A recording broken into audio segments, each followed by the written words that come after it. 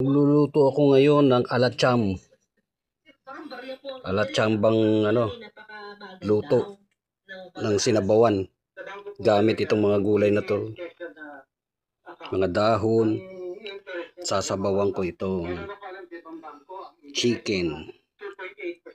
Buto-butong chicken. Masarap kasi yung sabaw. Yung sa mga guarantee, hindi guarantee po, yung mga fixed income instruments. Kunin lang natin yung mga talbos. Yan po ay on average, yung mga bonds ngayon, for example, 5-year bonds natin, Gawin ng sili. 4.5% ang neto po nun. So, yun po ko, kung makamit ko na yun, yun ang kikita. Yun na, pero medyo matagal. Yun na nga, ito na, ang dami na yung sasabi. Pero tataksan pa yan, ano? Mula dun sa kinita mo, may tax pa. Ito nga po kinaganda sa pera. Okay. Tax exempt. Naglagay kayo ng pera dyan sa pera, account nyo, wala yung stock transaction tax kung tawagin, wala rin yung income tax on Ng malunggay. Palaki na yung mga dalandan. Dami ng bunga. Madalandan.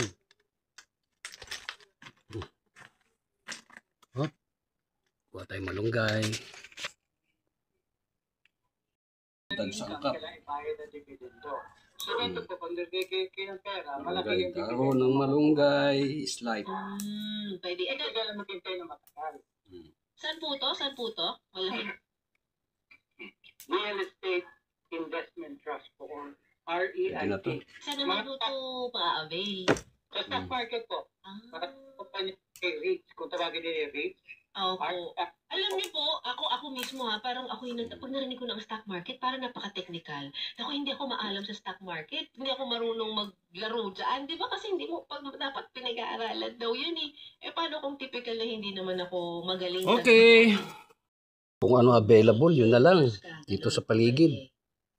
Hindi na kailangan mamalengke. Ayan na. Mga Ricardo. Pero may ganun na pala. Ready na? Kasi kung kayo niligaw sa trabaho, ito naman ang kayo magpo.